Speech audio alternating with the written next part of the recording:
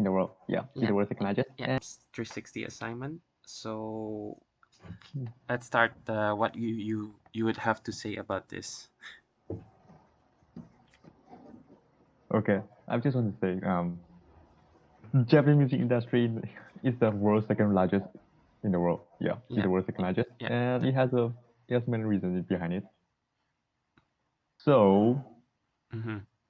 I think we can just look at the Oricon chart. Like the Oricon chart is just some sort of similar music chart. Like in the West, I forgot what name it is.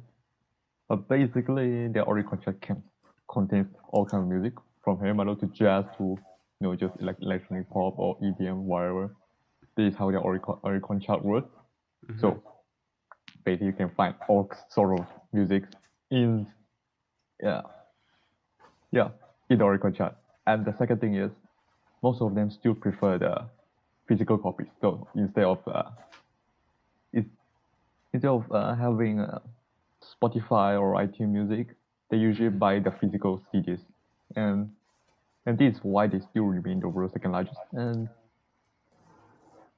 this is the reason why this is why they are second largest. And then this is what I can say about it. And then another thing is it's like if you look at the music, they are all very well made. They are not just four chords all around. Um, I'm not sure how can I show an example, but basically like even some sort of the most simplest song, they could have a lot of variation and a lot of chord changes, a lot of key changes. Mm-hmm.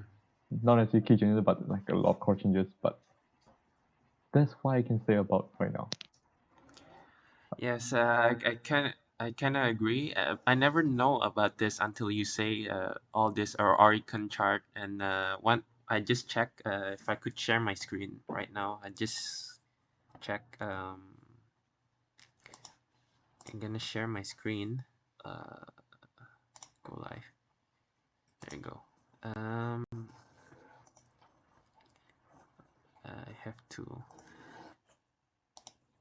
minimize this. If I go to Oricon chart, like um, I never know th- that they have something like this in Japan until now. What you say, and it's amazing, because like the Oricon chart, it's also showing K-pop, which is like it's why showing K-pop for me that doesn't make sense. It's probably like the chart that is only available to Japanese audience. So is that the reason why, or what is the point Well, of this basically?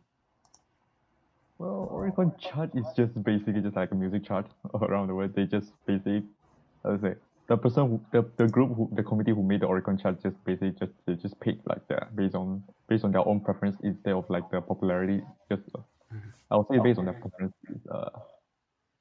or maybe not based on their preference, like based on their standards. Okay. Yes. Basically, it's not just based around popularity like in the West, mostly based around popularity, but in the Oricon chart, it's not Yeah, really. because in the West, we have what it's called the Billboard Top 100. Do do you- Yeah. do you think they have those kind of things, or is it only on Oricon chart, like on that specific site for They targeted still have toward the Billboard Japanese Japan. audience?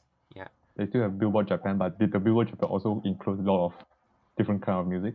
It's also not just based around the popularity. So Yes. That's in that. the end, Japanese the music chart committee, they just based on their standards. It's not the standard is different with the Western standards, if I can say. Mhm. Okay. And how do they, like in anime, for example, how do they like get license and stuff like that? And that way, after that, when they get license, and how's the process works in that part? You know, What do you mean by getting licensed for what? the license, the music license to for an anime, for example, for a Japanese animation. Do you know the process where they like? Do you know the process of like licensing and how it works mostly in Japan? Or because that's probably what I think that Japanese pop music can extend to the West also. That's how they promote.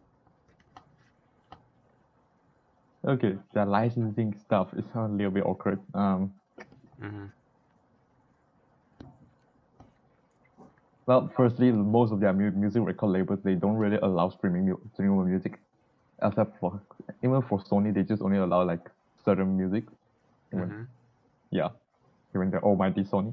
So I'm not sure whether you can say them, you can say that they are still conservative, but actually like this is also a reason that what makes them the second largest music industry. Mm-hmm. So in the case of the anime, it's they usually the anime streaming service they have to buy like the country road, they have to buy the license so they could stream it.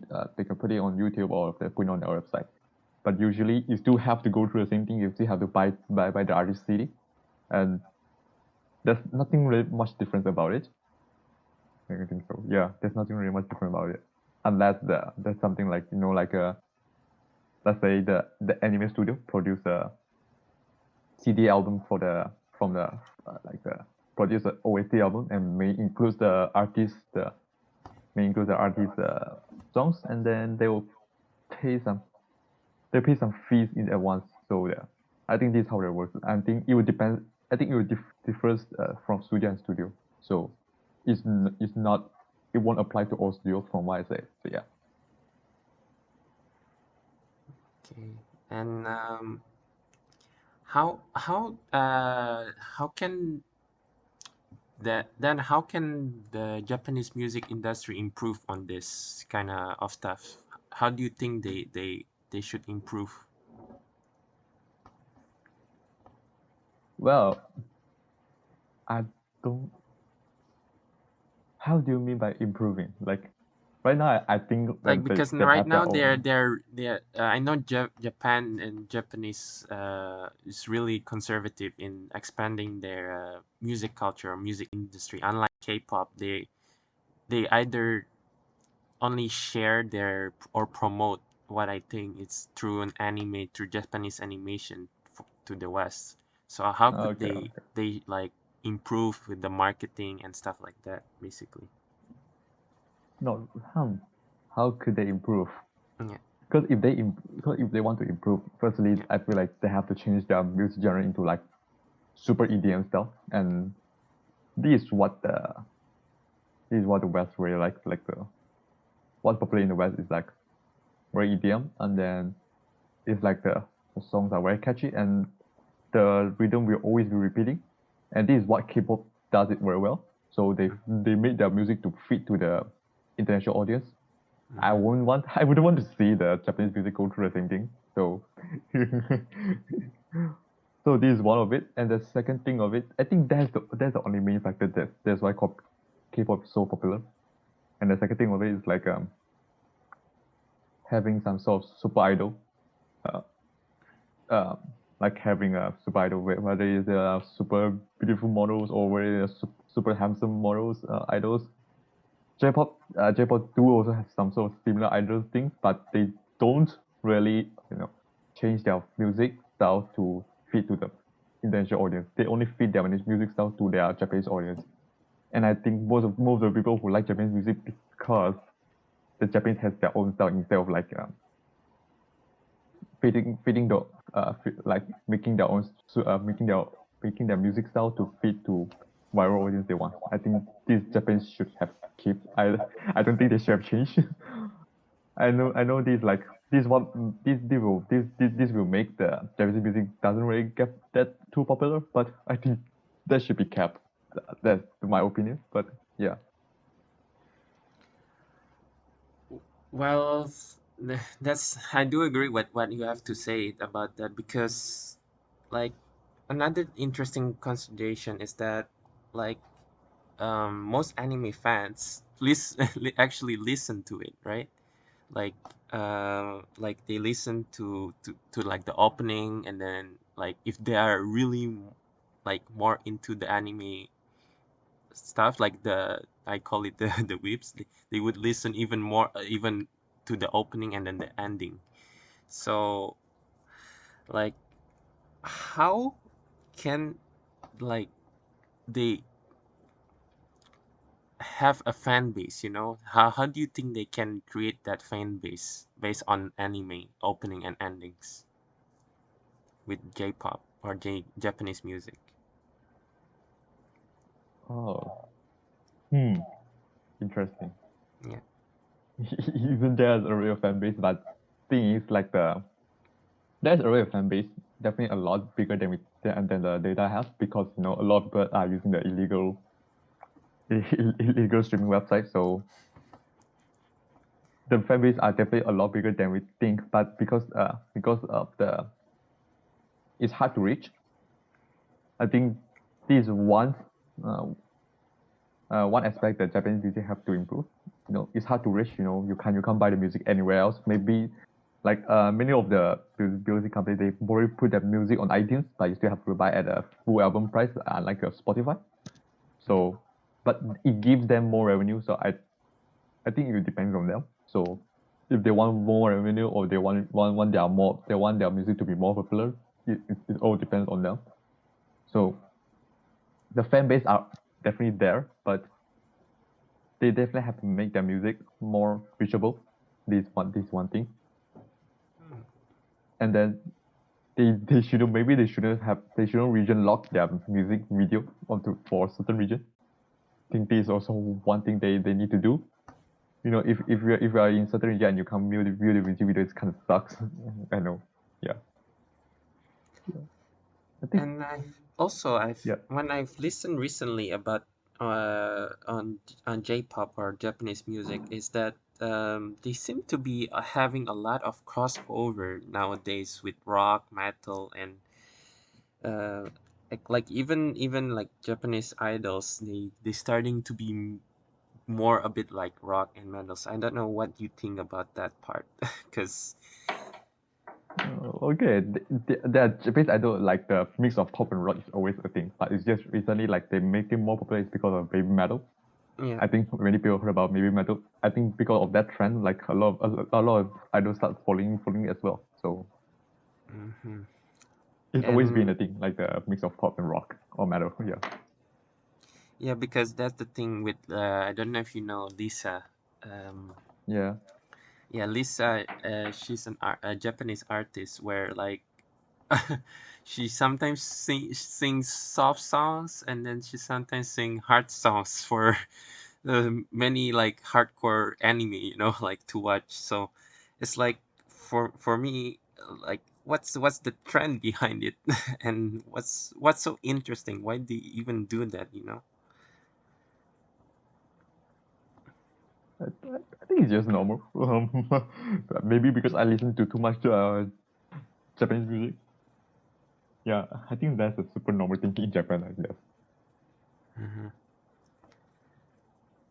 And like there's a few I don't know, what do you think about Japanese city pop, like the 80s 90s song? Because I quite like that though. It's a mix of R&B and disco and in those days, right, where like Western music has a lot of influence, starting globalization, for example, like where a bit of the Japanese city pop back in the 80s and 90s were more of like Western genre, but mixed together. Like how do they think, and what do you think about that? People in the 80s and 90s actually not just influence. I think it's the period that influenced the Asian music the most, I feel like. Mm, Well, there's a lot of songs, a lot of Japanese songs with, in Hong Kong. yeah. And then they made it to their own Hong Kong Cantonese version, or the Chinese or the Mandarin version. So the That's quite city pop, interesting though. Like yeah, how K-pop is in the 2010s, like in the 21st century, really uh um like K-pop really touch younger people these days in most Asian countries, even around the world nowadays. but J-pop is kind of like going down and slowly. It's It's not going down, well, but I just say it's always it's actually going up actually, oh, but okay. it's just that K-pop is more appealing to younger people because of the Yeah. look and the style they're I performing. still don't get with K-pop and Korean culture. That's why I never my cousins and my aunt are more interested into Korean culture than me. Me, I'm more into Japanese culture. How like even the music is still like talking about the artist themselves, and sometimes when I like I see K-pop, it's like they're not talking about themselves. They're talking about the world. Most Japanese music still talks about like their lives and stuff like that. Just kind of like rap here, but I don't quite like rap too. So Well, you could. That's why I said a lot of people love to have a same rhythm, and this is why the K-pop is more appealing. They kind of like rhythm with just nothing on it. With just no musical melody on it. This they are more appealing. And then most thing about the idol band is like mostly they're using their image to instead of their music. Music is just like a byproduct, but the image is what make them most popular in the first place. Their style, how they dance, how they look, how flashy they are. Is what makes the K-pop famous in the first place, and the music is just a byproduct. Their music can be talk about like something nonsense or just something meaningless, but they probably still make a really really popular. I think one example is like the Big Bang. I think the Big Bang Monster is a really good example of this. The music video is very flashy. It doesn't make sense, but it doesn't make sense, but very flashy. But and then the music style is just sort of catchy for many people. It's not for me, but it's just like yeah, for let's say me too. popular. I No, never that's the other part I don't like. Right, this Japanese people are really simple people, you know. So when you hear their music, they're just really simple. It doesn't need to be catchy, and just if you listen to it, you can enjoy. With I, I different than K-pop. K-pop is like very catchy, very dancey, and I yeah, just never understand it. You know, why they doing that? Maybe it's a different style, but yeah, yeah. Well, right now it's the more world complex, trend. complicated, and like okay, people trying to follow their dance around the world, but I just like the simple styles of really Japanese music. You know. Japanese music is not simple at all if you're wondering. But Yeah. okay. But basically, a lot of people just when you have a dance music, so you can dance around with other people. I think this is just like why I will put some analogy like in the game industry. Usually, the most popular game is like the multiplayer games instead of single player games. Mm-hmm. I think this is a good analogy. Even though like the most of the single player game is like more well made. You have a storyline or whatever. But if Mm-hmm. you have multiplayer game, you can play with other people, and just like the music as well. When you have a music that can bring many people in. I think the EDM is sort of like the most popular genre right now. Many people listen to it. The radio plays it. So when you have an EDM, and then many people can stick around and then listen to it and dance around with it, and this is why the K-pop Yeah. So is uh, so that's famous in what the you first mean, place. right? By having Yep. Japanese music entering the video game market more and more. Like if they could put Japanese music more and more into the video game market, like for the PlayStation 5 or uh, the Nintendo Switch, that they might like it might help them. That's what you mean, right? No, no, no, no, no, no. That's not what I mean. But basically, I would say because of the style of music is different, Mm-hmm. and therefore the the audience they reach is also different. So Okay. this is what I mean. Yeah. Yeah. And Perfect. another part I just want to add is just like Japanese music isn't simple at all. This Mm-hmm. is what I can say. Mm-hmm. Even like just say even a simple even a simple song, they could have like a bunch of sharps or bunch of chord changes. It's just sort of madness. Okay. Nice. Uh, I'm not sure which example I can give, but right now I'm listening to this song, Compass by Kano. And okay, you don't have to listen to a song. Basically, it's just a when you listen to it, it's just sort of like very simple, and it's just like sort of super cutesy. It's like cutest. It's like a very cute feeling. But when you look at the chords, it's just madness. But basically, it's just music. This is what people who play music will understand about. Yeah. Okay. Mm, I see. And the other thing is that, like, do you know any popular artists also probably with J-pop and stuff like that? Like J-pop most popular artist. popular artist that is, I know Lisa, and then what others that you know that always plays in the anime opening and endings? Okay. The most popular Japanese artist is not necessarily a person who sings anime opening or anything. Mm-hmm. Like They I have know there's a a they have band where, like, I think what's the name of the band that's all the time in Naruto openings and endings. It's Kanabu. no, not that one. It's there's the other one. What's that kind? That guy. I'm gonna look right now. Flow. It's a band. I don't Okay, okay, know flow. how big it is, but it seems like they play on every single anime openings and endings. So I don't know. What do you think about that artist, Flow?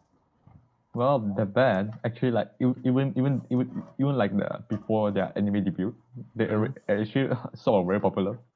It's Mm, yeah, okay. How popular they is? have a lot of their own songs there. But I think eventually like a lot of anime uh, Mm-hmm. ask them to sing opening for them. Oh, Yeah, I see.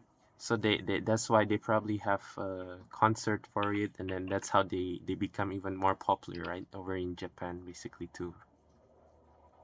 yep.